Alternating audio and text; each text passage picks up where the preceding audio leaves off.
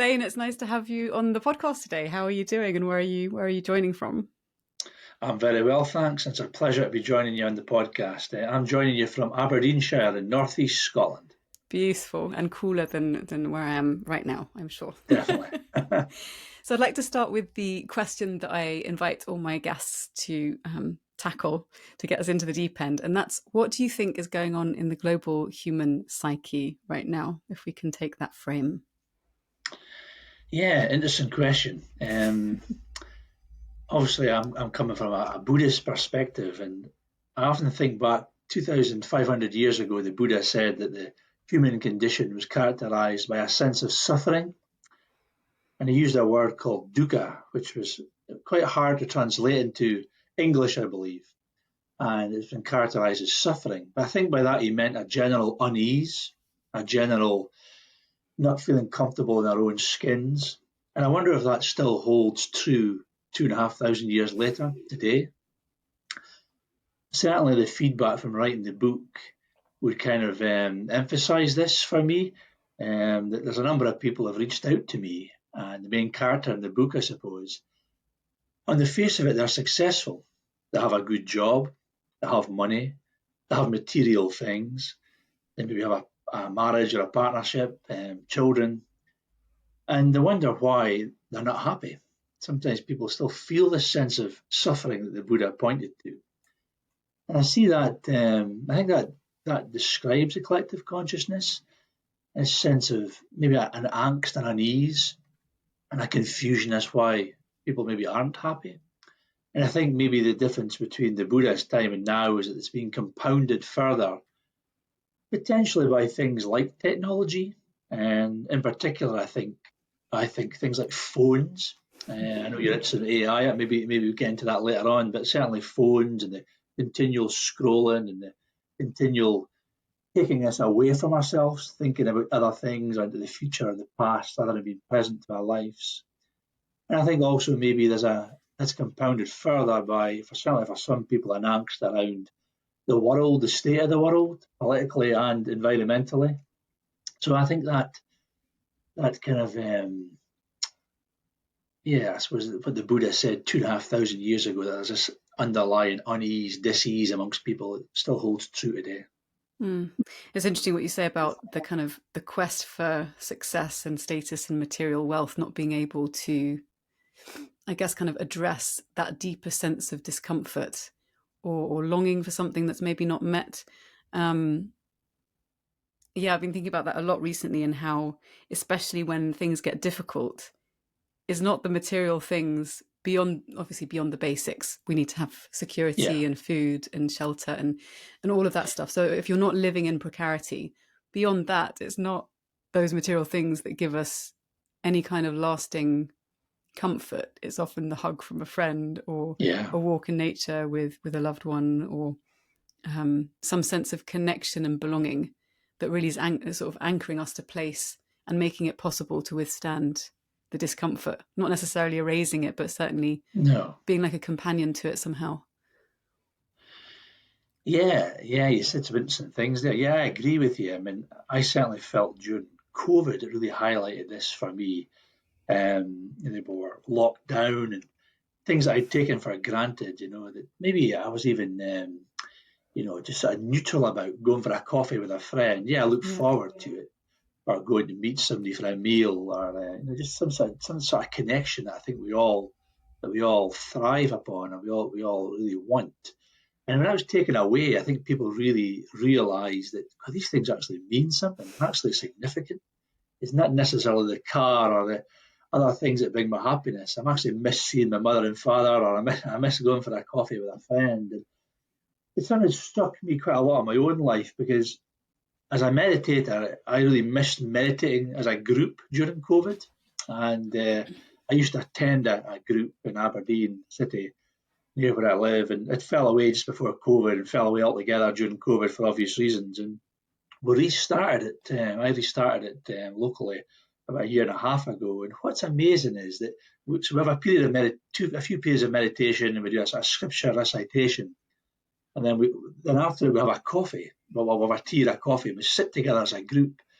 And some people who come to the group say that's the bit they look forward to the most. And it's actually regarded as one of the three jewels of Buddhism, the Sangha, which is basically the community. There's something about this sense of community, just sitting together, having a tea. Sometimes we just talk about the weather and everyday things, or one of us read maybe a little passage of a Buddhist scripture and we discuss it. But I think people really need that. I think it's that feeling of connection to other people, feeling of just being a trusting, caring community. It's maybe different from work. There's no judgment. You don't have to do anything to sort of get ahead. You're just sitting, you're just taking part in the group. You can be quiet, you can speak, if you say something, you're not going to be ridiculed. And I think people really, really need that. Mm. Yeah, I agree. And I'm curious for myself, because I did read it in your book. We're going to talk about that in a sec. But also because I've forgotten, because these facts kind of come into my mind and they flow out like water. What are the other two jewels of Buddhist teaching? Well, one is the historical Buddha, the Buddha and the person that lived. There's a reverence for him and a reverence for what he did. He kick-started, I suppose, the whole thing, I suppose, in terms of his teachings. The other one is the Dharma, which is the body of Buddhist teachings. So I get respect for the Buddhist teachings, not just necessarily from the Buddha, but all of the great teachers that have come down the line since, and the Sangha being the community. There's something special about that sense of community. Mm. Beautiful. So this is the perfect time to launch into your book, which is called The Buddhist CEO. Oh. And beautiful cover, and it feels really nice in my hands as well. I'm quite tactile, so I like it when things actually feel velvety, which it does. And it's a really wonderful, very inspiring and moving read. I'd love to ask you, before we get into kind of the story and the principles and how they can help guide people today, what was it that moved you to write the book in the first place? I'd always had a little bit of an ambition to write a book, and I think life got in the way. I got married and two children, and ended up in a fairly busy job, and just so I got put in the back burner. But as my kids became adults, they're 25 and 19 now, I started to have a little bit more time. I thought, what am I going to write this book on? And I had a whole range of ideas. But a lot of advice is write about something you know. And I thought, well, what do I know about? I've been a Buddhist for 25 years, and at the time I'd been a CEO for 7 years. I was still a CEO when I started writing it. And I thought, wow, maybe this is the area I should write about. And I wondered if actually the story of the Buddhist CEO was actually it's maybe a story I haven't heard many people talk about. And that story is about how many people are out there in the modern world who actually are trying to live a good life, are really committed to something. So in the case of my main character, it's Buddhism. But it could be Christianity, it could be Hinduism, it could be the Hindu CEO or the Christian CEO, or it could be the yogi CEO, or it could just even be the moral atheist CEO, just somebody who really believes in trying to live a certain way. But how difficult that can be when it comes up against the modern world. And I thought this was maybe unspoken about or not written about enough. This almost trials and tribulations of a modern person trying to make their way in the modern world, but still want to live almost by the rules or by the guidance of an ancient tradition. Mm. I was inspired to write about that. I thought it was something that maybe there's one term I use only a few times in the book, the suit and tie sage. We often think about, I think, sages or I don't know the female equivalent, say genies, I don't know, but people who want to live this life has been in the past. I think there's many of us now, maybe standing next to them at the bus stop every day, people committed to living well, but find it difficult when they come up against the modern world, but still trying anyway. Mm. And I thought that tale was something worth writing about. Mm. And I think also there's this kind of this sense, I don't know if you get this as well, but with all the conversations that I have around the podcast and at the salons and in sort of the gatherings that I attend or go to, there's often this question around how to reconcile the values that we cherish with the life that we're inhabiting and the kind of pressures of society. So whether it's in the case of being in a CEO position, having to manage people and wanting to be compassionate, but actually also having to be very boundaried and clear, and there being certain consequences for particular kind of, let's say, damaging behaviors, let's say, or if you're working towards a world which is less extractivist, and yet you have to make money to put a roof over your head and food on the table. Mm. The world is full of kind of, I guess, complexities, but also in some ways it's hardly possible to be without hypocrisy. Mm. So I have certain values about not wanting to create waste, and yet right now, because I'm in Spain, I've got the air conditioning on. Yep, it's with a company that's a green energy company, but the stuff that's created there has come from manufacturers that probably use coal supply chains to create. So there's it's really Yeah. hard to extricate yourself from a system which is so complicated. And in my mind, it comes back to this question, perhaps again, of suffering. Like, is this the nature of life as we experience it, to be full of complexity and hypocrisy and suffering? And our kind of invitation, if you like, or the way to kind of show up into that is to try and navigate as best we can, knowing that it will never be perfect. Yeah, you've touched upon some things that I think about as well, and I think you're right. I think it's impossible to necessarily live a life that's perfect, and I don't even think Buddhism's talking about that. And certainly, hopefully, my book isn't trying to portray a perfect life at all. One of the things I've greatly admired about the monks, Buddhist monks I've got to know quite well, is they're very quite open about that, and they've told me things like, if you have a tendency towards anger and you become a monk in the monastery, that anger will soon show itself in the monastery or whatever your character trait may be. That's okay. Working with that, it's a lifetime work. But I do agree with you as well that the hypocrisy, like you, I would try and live a life that's fairly environmentally friendly. But I went on holiday to Mallorca recently. I flew there. I haven't taken that many flights in my life, but I've taken about 7 or 8, and I'm aware of that, and I drive a car, put petrol into it. It's very hard not to do these things. I try and drive it as infrequently as I can, recycle, and try and take energy from green companies and things like that. But I think it is very difficult to do that. And if you try and set yourself up to be perfect, I think it's almost impossible. However, I don't think that's means we should all be negative and give up. I think it's that you said. I think we should try and keep trying to live a good life. And I think by trying to do certain things, you make a difference to the world. So, am I a perfect person? No. But through meditating and through trying to practice mindfulness, I think I'm slightly more peaceful and hopefully less confrontational than I would be if I didn't choose to live that way. And I think that's a good thing. And I think setting up ideals I think can be quite dangerous. And I think it can be quite easy to do that, particularly in a spiritual way. This is the way people should live, and we should all act in this certain way. And I think that's impossible to achieve. But there's something about the trying, something about the commitment. And maybe the main character in the book faces all the difficulties he faces. He doesn't give up, though. He keeps going. He believes that living a Buddhist life is what he wants to do. Or in your case, living an environmental life is what you want to do. And I think just trying the best you can has got to have some value to it. Hmm. So let's talk about Hamish, the main character in your book. I'd love to ask you, because there are so many different elements in the book that touch on the very sort of fraught challenges that CEOs can come into contact with, whether it's, and most of it's human relationships, like with board members or with difficult employees or people who are clearly suffering, and you have compassion for them, but their behavior becomes so disruptive that there's no other path but to move them into a different place where they're not at the company and they can't cause hassle. And so I'm curious, of all of the different stories that you include in this wider narrative arc, what are some of the ones that most maybe challenged you in the writing of them, that you think have real resonance for today? So what were the sort of the biggest problems that this character Hamish encounters, and how does he navigate them? Yeah, I think some of the most difficult situations he faces, as you've touched upon already, are the human factors.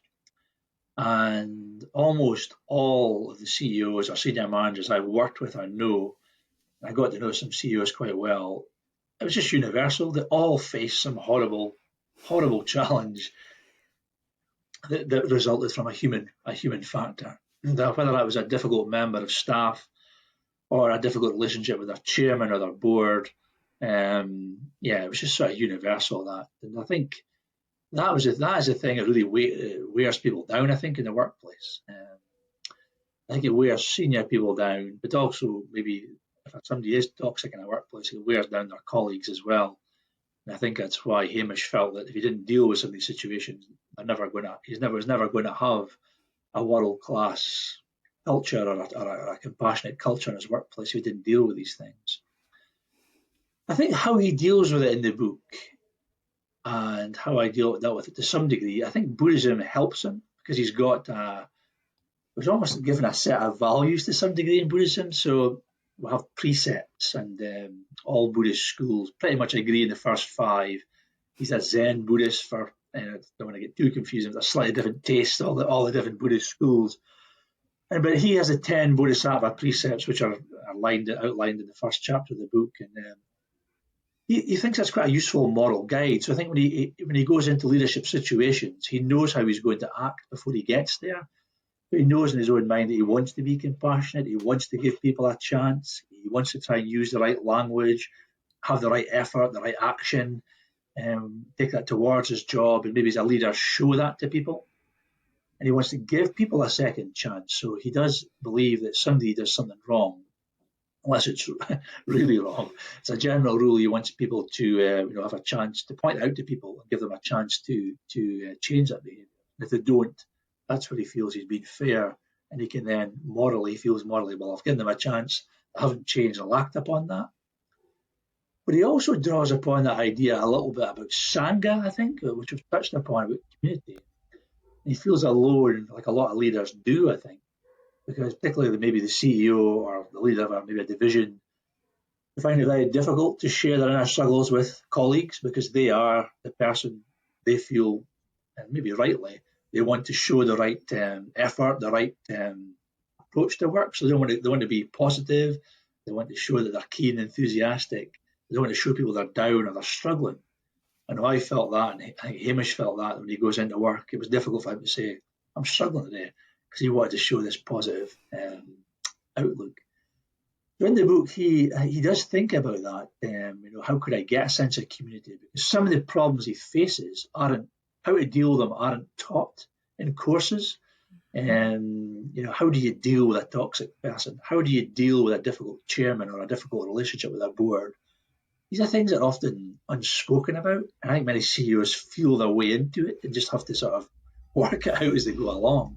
But he reaches out to other CEOs, in a chapter called Fellowship of the CEOs.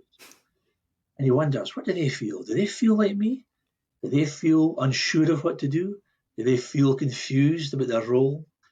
And when he reaches out to some of them, he finds they also feel although they may be very good at what they do, as he was, and maybe in the face of it very successful, they do have these inner struggles as well. And he creates a sort of small group, and he calls it the Fellowship of the CEOs, where they share their struggles with each other in a professional manner and offer advice and support to each other. And he gets a lot of that. And it comes back to this, even CEOs need this sense of community.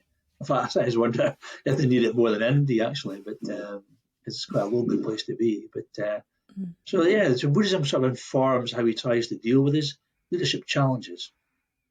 And I think the other thing that's really key in the book, which you explore, is the amount of stress that people are expected to withstand in these leadership positions.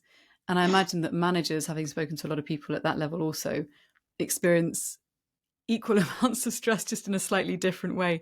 And I imagine, you find stress everywhere, don't you? But I think there's something around the loneliness aspect of CEO leadership that can create a particular amplification around the stress that already is there when you can't share your stresses, and the way that can then impact the body and the illnesses that can arise. And one of the threads that weaves throughout the book is, what do you do when you realize that you have sort of a physical response to the level of stress that then stops you in your tracks, and how do you reckon with that and find a way to, maybe embrace is too kind of gentle a term, but kind of cohabit with it in order to make life changes, so that you're taking a more holistic picture into account, so that you're not just being the good leader and making the money and making the change in the world, but also looking after your well-being.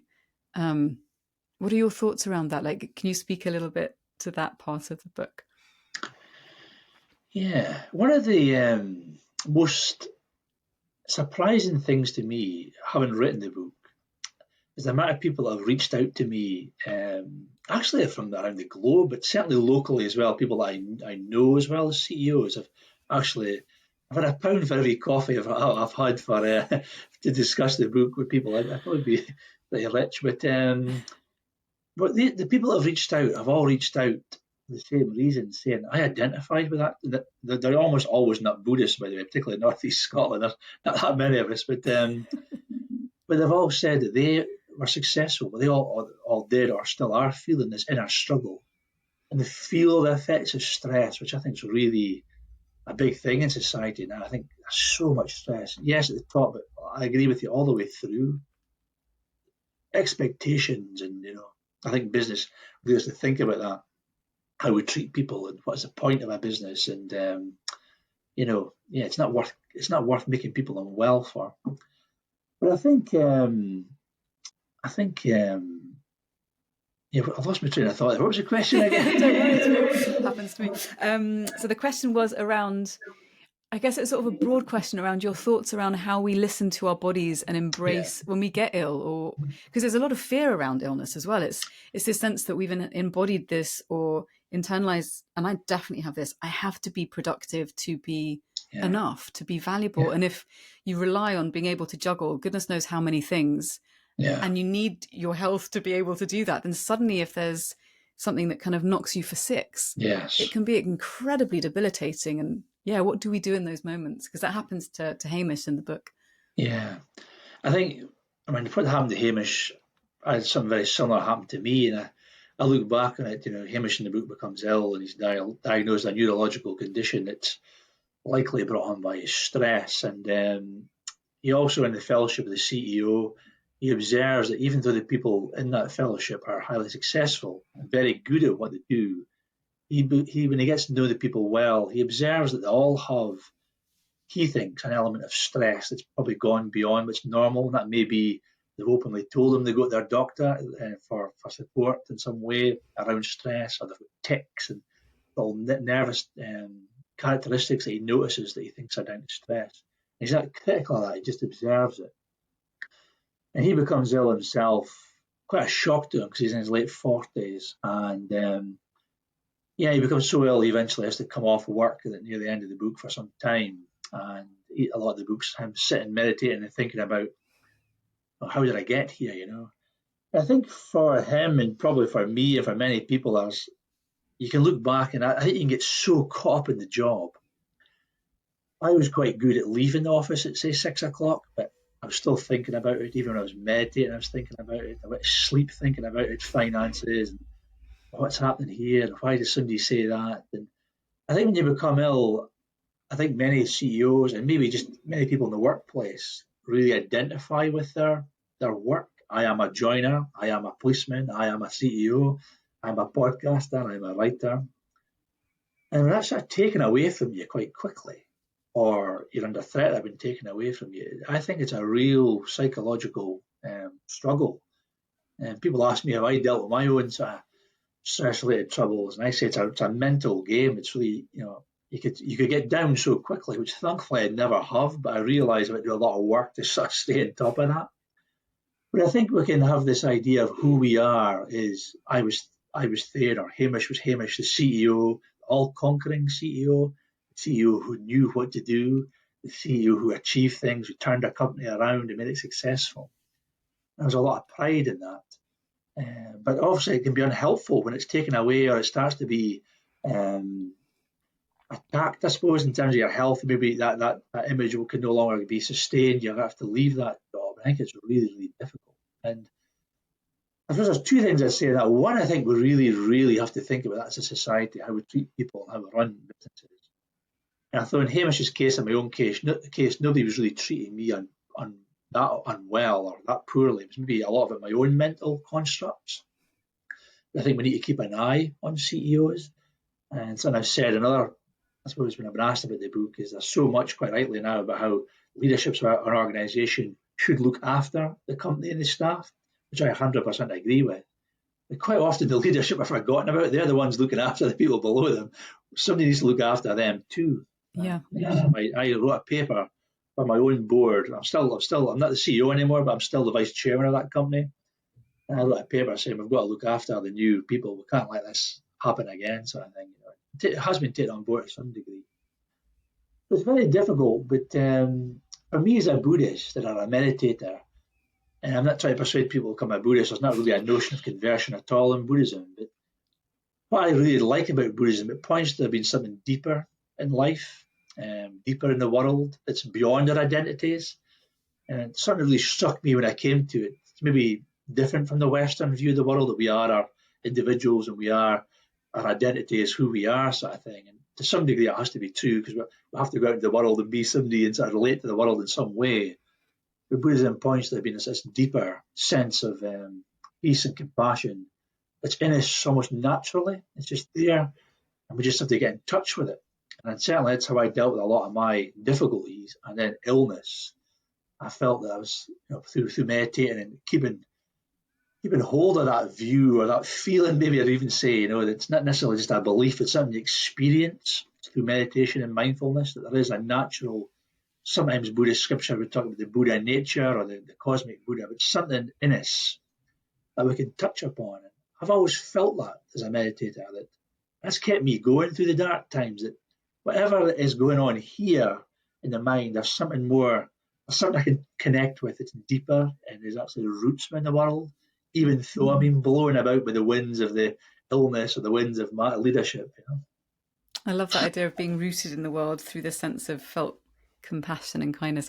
One of the things that there's a couple of things. One of the things that's always attracted me to Buddhism, and I'm not practicing anything. Well, no, I have my own kind of practice, but I'm certainly not religious. But there is something that has always attracted me about Buddhism, and there's something around, in some practices, the simplicity and the embodied aspect of reaching into a place of witness.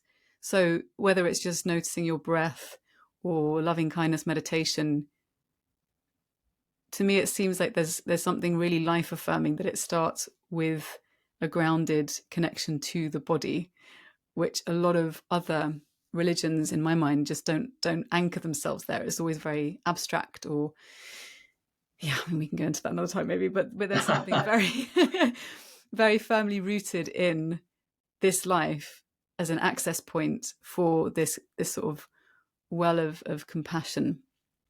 I was listening to a really wonderful podcast that I really enjoy, which is called The Way Out Is In. Oh, I know it, yeah. Oh, you know it? Yeah. It's from Plum Village. Yeah. Yes, Plum Village and Brother Phapu. And he was I'm sure there's a particular word for this, maybe you know it, he was kind of the person who would take care of Thich Nhat Hanh when he was living. Is it assistant chaplain, possibly, yeah. Certainly in our order we call it a chaplain, yeah, but as assistant or chaplain, yeah. Yeah, and I was listening to this morning at the gym. I really enjoyed it. Okay. Yeah, but it was because it was a combined podcast between Brother Phapu and then Cristiana Figueres and the people who do the Outrage and Optimism podcast. And there's two brilliant British chaps, but I can never remember their names, so apologies to them. But one of the things that they talk about, and I wrote it down on my phone, which is somewhere around here. Actually, I'm going to get the. Hang on, let me get it. Because it was such an interesting perspective, especially when weaving back to the question that we were touching on earlier in our conversation around kind of how to live in a world which is quite complicated and hypocritical sometimes, and how also, especially now when there are these kind of multipolar traps of all these interconnected problems, and they're very overwhelming to think about, what do we do in trying to create a world of less suffering and more beauty and more joy? And this is a question that comes up in my mind as well. It's like, what do we do about it? What do we do? Where's a solution? What can we actually act out on? And one of the chaps says, when he's talking about how transformation can be possible, he says that actually it doesn't come from the expected places necessarily. It comes from a pause out of which what is needed now arrives. And there's something around that. And then he goes on to talk about coming home to oneself and coming home to others, and how if you don't nourish the body through beautiful food, and it can be very simple, doesn't have to be complicated, and through community and through pause and practice and rest, then the rest is going to come from a place of sort of the reserves, which might be frustration and anger, and not from a place of being really filled up with energy and being able to Yeah. actually enter into the world nourished and well. Does that make sense? I don't know. And I thought of you, and I was listening to this ahead of our conversation, because it really resonated with me. Yeah, it's interesting. I listened to that podcast and absolutely love it too. Yeah, I mean, it's interesting that the Plum Village is actually the Soto Zen tradition as well, the same tradition I follow and that Hamish follows. So, yeah, so some of the language is actually very similar. I agree that the things you said there, these interest me too. And I don't have the answer, but I think one of the answers is one thing it's overlooked, I think, and I think that's what that podcast has tapped into, and hopefully the book does to some degree, is very rarely do I see in the world when we are looking for answers, because it's so complex. There's not one answer, I think there's multiple answers, but people overlook the power and the benefit of silence. And one of the greatest experiences I ever have, and I'm going there next week, but Hamish, the main character, goes to Throstle Hall Buddhist Abbey, which is a real place. Although in the book, yes, I don't use real names of monks, and it's fictionalized the things that have happened there. But I go there. Why do I go there? Because some people might think, why on earth do you go there then? You get up at 5:45 in the morning, you go to your bed at 10 o'clock, your phone doesn't work when you're there, there's no TV, and you spend quite a lot of the day working meditation, as well as actually sort of sitting in meditation. Well, what I found there was quite a revelation, actually. There was something about the sincerity of the place, and the monks and other lay people like myself going there. And it was the only time in my life, it still is the only time in my life, where I experienced silence on a level that it's profound, actually. You think silence might be boring, but so in the morning we all get up and we wash half an hour and then we meditate for a period and there's breakfast, there's work and meditation. So it goes on like that. But when we have breakfast, it's usually that in silence. And when we work in meditation, we're given a job to do.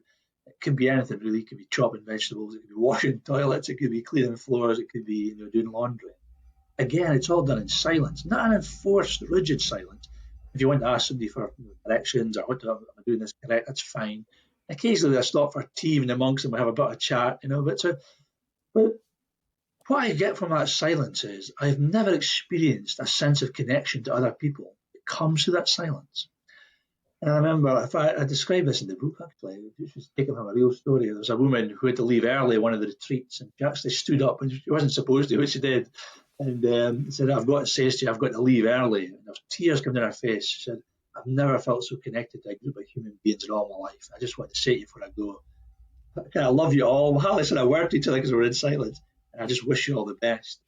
And I often have that feeling when you leave. There's a sense of it's almost working together in a rhythmic fashion, where everybody's working with their purpose just to keep them honestly going. There's no ridicule.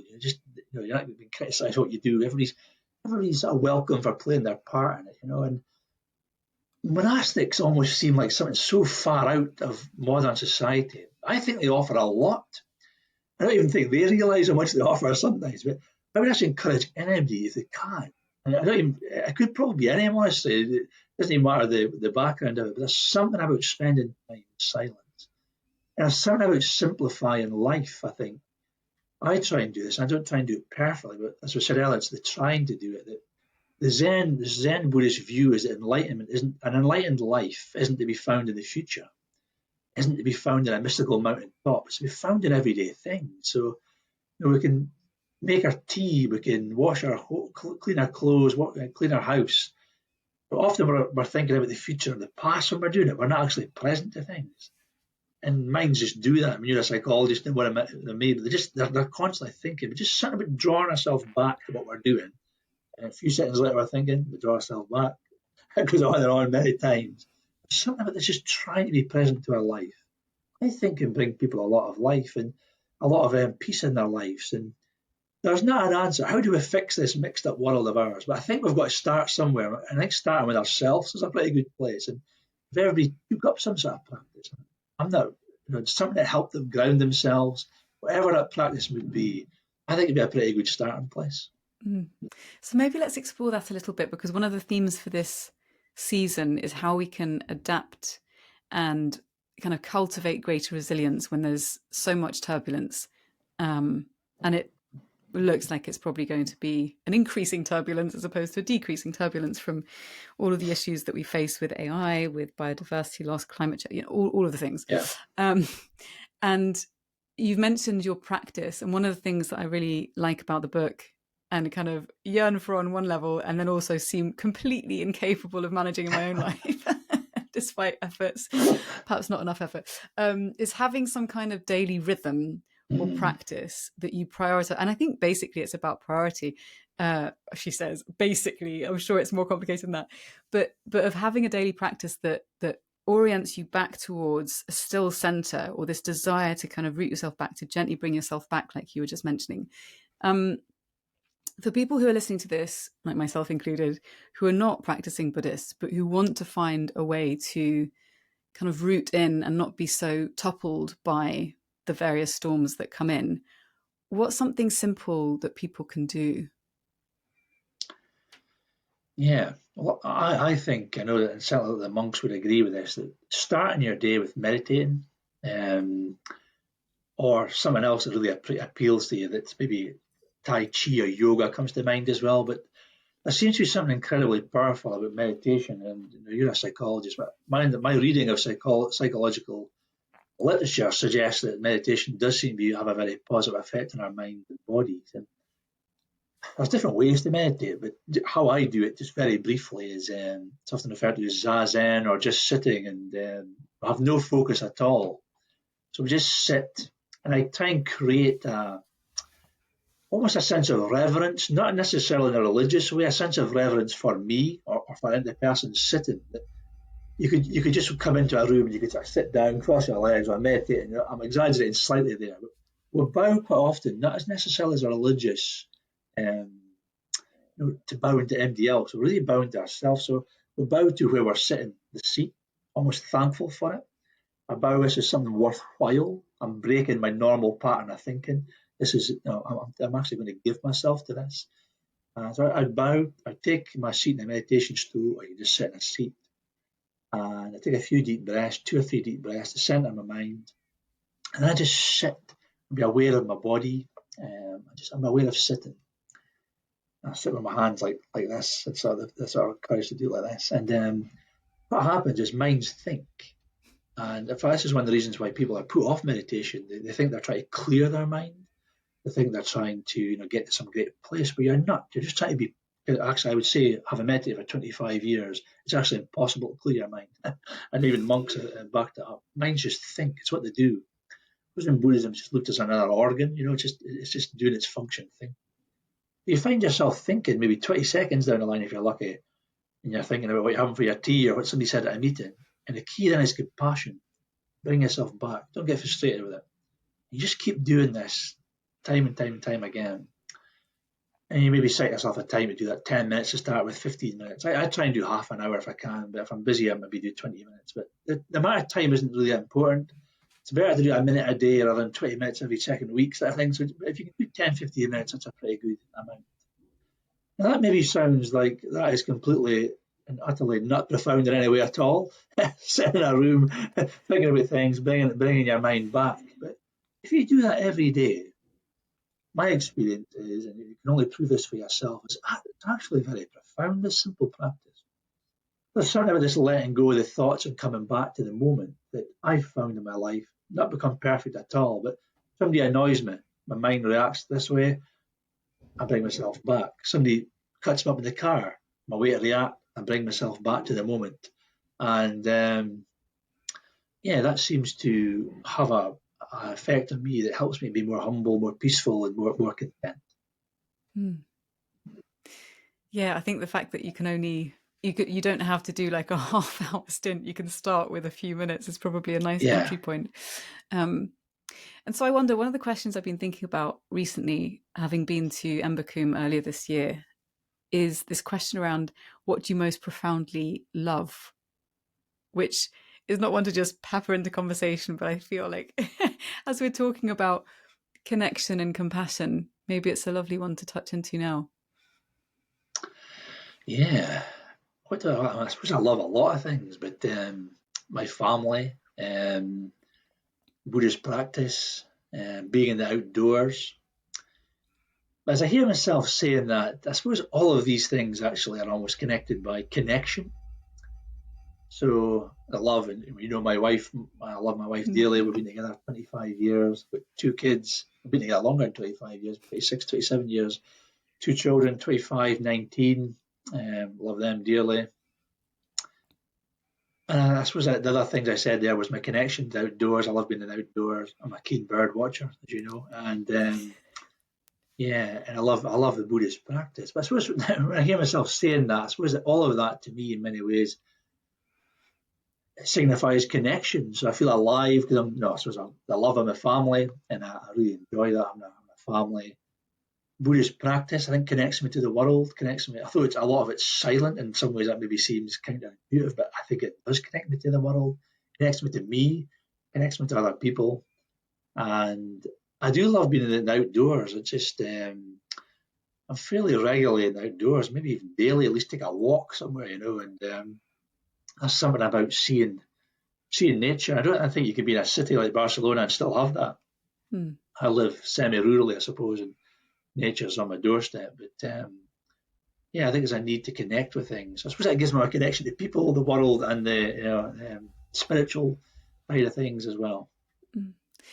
So one of the things that really struck me in the book, kind of speaking about connection and this longing, and I've had an experience. I'm not going to go into the details of it, but recently where I realized how, in some ways, it feels very luxurious. How luxurious it can feel to live in a context where I have my community and I have access to things I really love to do. So the music, the art, my work, the podcast, interesting conversations. It's I experience life in Barcelona as quite easy because the priorities are different to what they were in London. So it's not so much about, at least for me at this stage of my life, not about driving ambition and Mm, status. It's more about connection and pleasures and yeah. having a nice coffee at the end of the day with friends or Mm, whatever it is. Um, and I realized through an interaction recently that that's quite a blissful state, and it's also a bubble. It's a very lucky thing to be able to experience years on end without having that sense of, for me, it's like a sense of safety punctured by an interaction with someone that can be quite unexpected and aggressive. And one of the things that comes up in your book is what to do or ways in which to handle situations where someone might come in and be quite aggressive and there isn't a way to reach out to them and to reconcile in a way that is going to create a sort of a path forward where you can both stay together. So if a CEO and an employee, if a person is unable to reconcile with the CEO, there's no way for them forward in the company. They're going to have to leave, and that I find that very difficult to accept. It's like, but it mm, is something that one has to encounter and deal with, hopefully less rather than more. But so I wonder, when it comes to these sorts of situations where, despite your best efforts for connection and perhaps your best intentions, there is rupture and aggression and hurt that cannot be reconciled, what can people do about that? And maybe the doing is more of an internal shift in perception or sense. Um, but what do you advise? Because that's something that's, especially for people in positions of leadership, I imagine probably quite hard to get away from. yeah, certainly my own experience and just experience of other leaders. I think that anybody listening to this who's been a leader for certainly a few years would almost definitely have come across either a situation like that or multiple situations like that, unfortunately. The way I approached that was, you said something earlier on about the podcast from Plum Village that is very much, I suppose, the Buddhist view is that through Buddhist practice, and you don't have to be a Buddhist to practice it, what we talked about is being mindful and meditating and just being grounded in ourselves. And I accept there's different ways to do that other than Buddhism, it's just one way. It's very much about trying to, Science the Monk used the language, I think you actually maybe said this phrase, or you said something very close to it. We find our true home. Hmm. And that true home is not dependent upon the nice coffees or the friendships in Barcelona, etc. Although that's great. If you've got that life, value it and love it, and don't be guilty about it. But the point I'm trying to make is if we can be present to our true home, which I said earlier on, is this something beneath the mind. This Buddhist, I suppose I hate to use the word belief. It's more of by practicing Buddhism, I feel that there's something almost holding me below that, and it's often characterised the great wave painting, Japanese painting of the wave. Buddhists often see life like that. So my life or our life, individual life, is a wave on the ocean, but it rises at some point and it falls back into the wave at some point. Somehow this wave is what's holding us, whatever that is. But to me, it's characterised by a sense of being in your true home. For me, I try to take that into leadership. So obviously, when I was in these situations that were horrible, where you do have a breakdown, where some of these behaviours you feel, and you're the person making those judgments in that position, whether they're right or wrong, you feel that it's broken down to a point where there's no continuation because it's damaging for the company on all sorts of levels, particularly with two senior people. I always try to be in my true home. That wasn't easy, but I tried to ground myself. So I think in Hamish talks about, before a meeting, he sits there, but be aware, honest, he's aware of the tension in his body, he's aware of how he feels, but he also tries to ground himself in that true home, and he tries to think, how can I bring that element into it, i.e. compassion, etc. So I think in these situations are horrible. I think knowing where you're coming from, knowing your own boundaries, knowing your own values, which I talked about earlier, I think Hamish knew that, and hopefully I do as a Buddhist.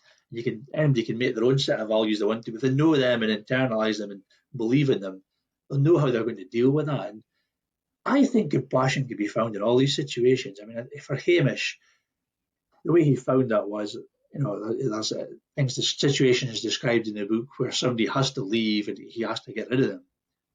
But he tries to do it in ways where he recognises, for example, maybe this person sitting in front of me is a younger person in their 30s. He doesn't want to kill their career.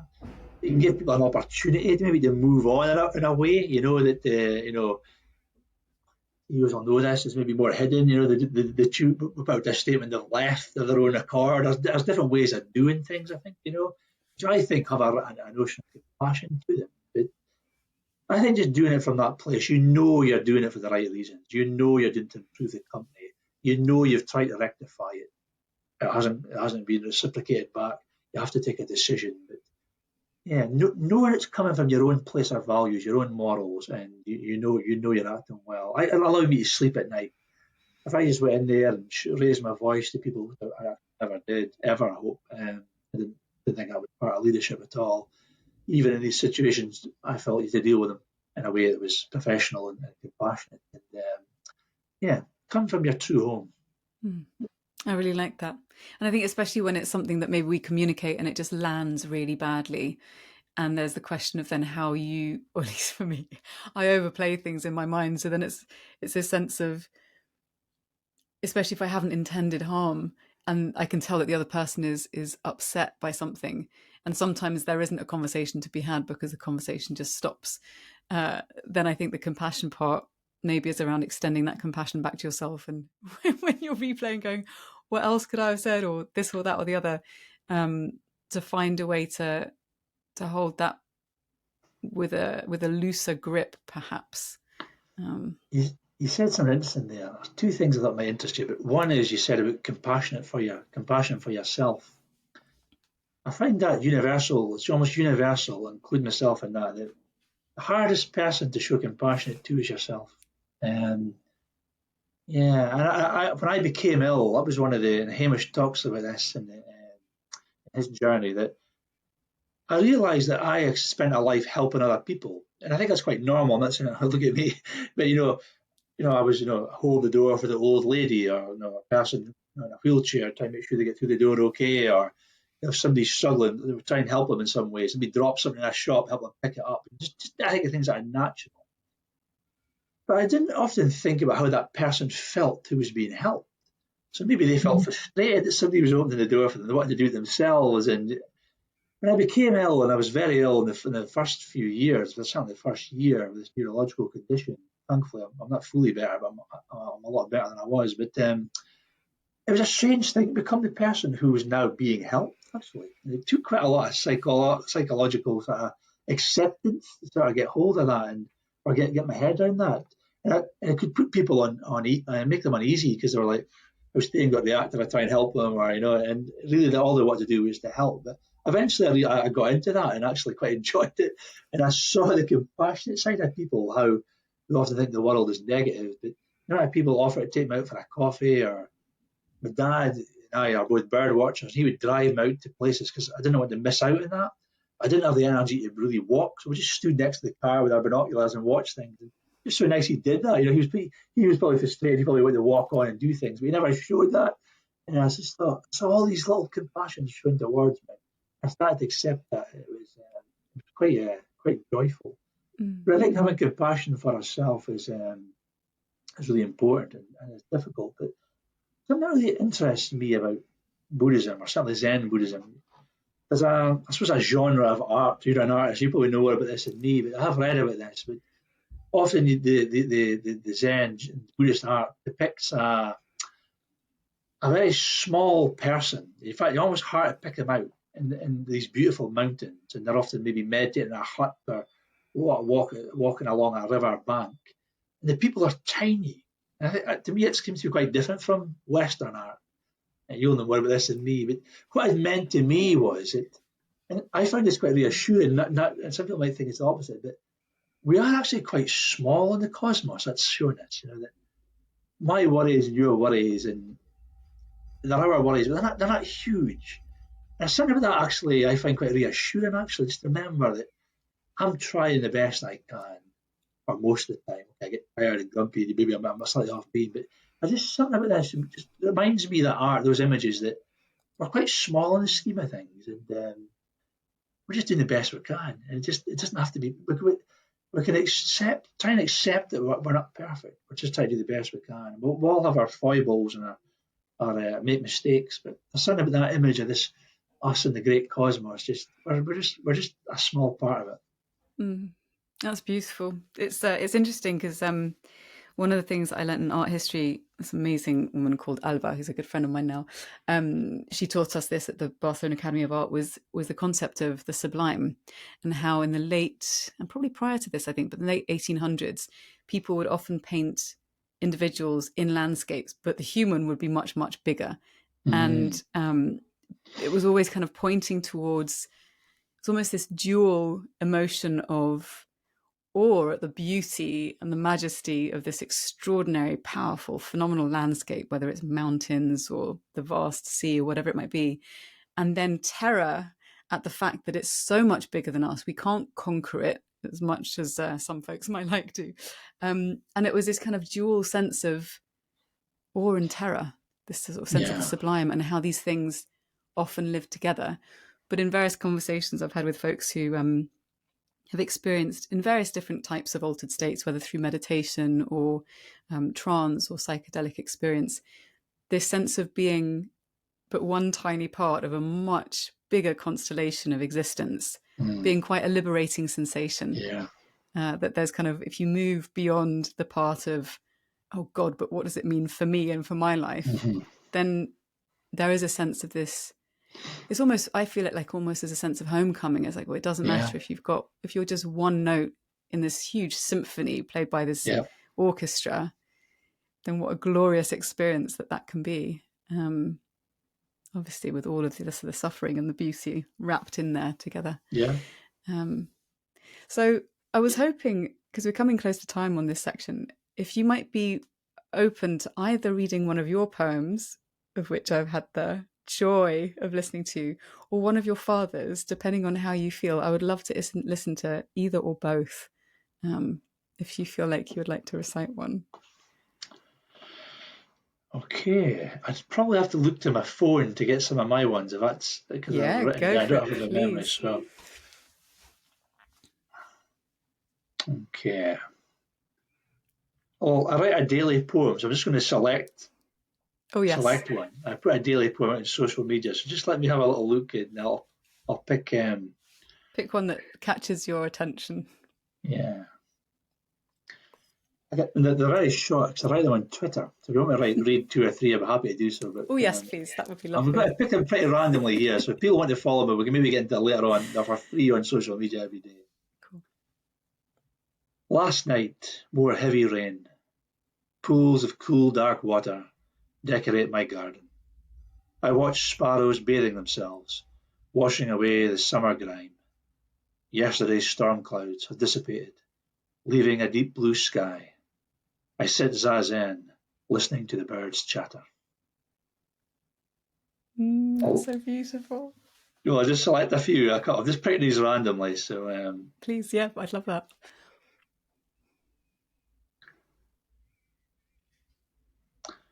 last night, a late evening stroll along the marina, gazing back at the town, the lights of the tavernas slowly beginning to shine against the backdrops of the mountains, excited voices drifting across the sea. Oh, Is that from Mallorca? that's from Mallorca, yeah. Tavernas was in Scotland, yeah. I Pubs in could hear Scotland. with a taverna. I was like, that sounds, Yeah, I was on a recent holiday in Mallorca. I'll pick another one. Morning meditation. Another warm day in the north. The garden is still wet from the thunderstorms of 2 days ago. Flowers soak up the soil's nutrients and just be swaying gently in the breeze. The sparrows are busy, just like my mind. I love this. And the nature is just so alive and present in your poems. You want one more? Is that enough? Yeah, let's do one more, and then I'll close with 2 extra questions. But yes, read one more. Morning meditation. The day is warm. A heat wave has been declared in Scotland. A rare thing indeed. The garden is dry. On my walk yesterday, the path was rock hard beneath my feet. I will water my garden later, give some respite to the plant beings. I love this. They're so sort of restful to listen to, and I think because I see things quite visually when I hear the descriptions, it kind of transports me to your Scottish garden and the thunderstorms and the pools of water and the birds. So briefly, and maybe this isn't a brief question, but we are coming to time. So, and I think we've touched on this already, but I do like to end with this question, which is how do you orient yourself towards life and beauty on dark days? I heard a saying recently, it's really stuck in my mind. And it was really talking about Zen practice, but it can be Indies practice, really. But it was saying that, that giving something to life is how I describe it, on a dark day. Committing to a practice is a beautiful thing, whatever your practice is. And I thought, and this to me encapsulated, and it said, I suppose it said Zen practice is ordinary people doing ordinary things in transformational ways. And I thought, there's something about that. It's ordinary. So life can feel so ordinary. Actually, if we give ourselves to it, it's wonderful. And to me, that said, we don't have to have everything. We don't have to have all the massive house, the massive car. I'm not against those things necessarily, but I think what it said is ordinary people doing ordinary things in exceptional ways, not transformational, in exceptional ways. So we can cook our tea in an exceptional way. We can wash our house. Certainly I try to regard my house as a temple. So when I clean the house, I'll joke with Andrew, a temple cleanup. And it isn't a temple, but in my mind, I think, no, I've got to treat it like that, so polish things, hoover, things like that. These things can become expressions of an enlightened life. And I think even in dark times, that helps me. So when I became ill, and I really sort of threw myself into housework, bizarrely.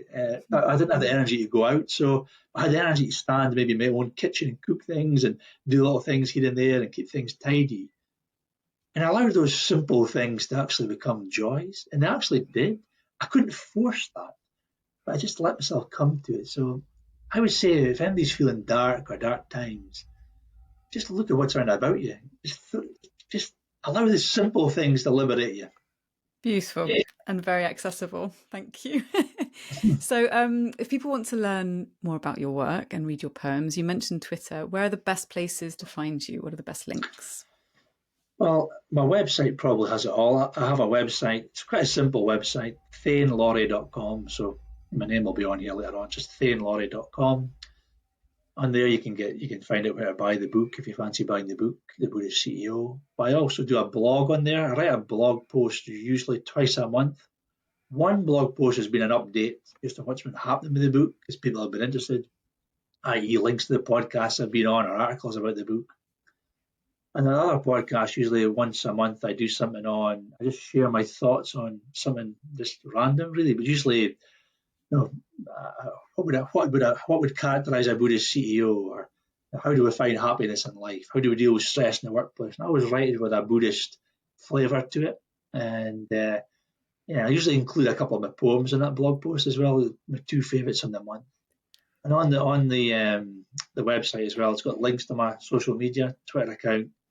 Twitter's what I like. I'm on LinkedIn as well. I like LinkedIn and Facebook. And I write a poem every morning about 8 to 9 a.m. in UK time. Post it on Twitter, and then I copy it to Instagram and Facebook. So if anybody wants to see those poems that I read, all that's free, by the way. The blog posts are free as well. So you can subscribe to it or just check it out when you want. And if you like the poem I do in the morning, you can subscribe to my Twitter account or whatever and follow that if you like. Wonderful. Thane, it's been such a pleasure being in conversation with you. Pleasure to be with you.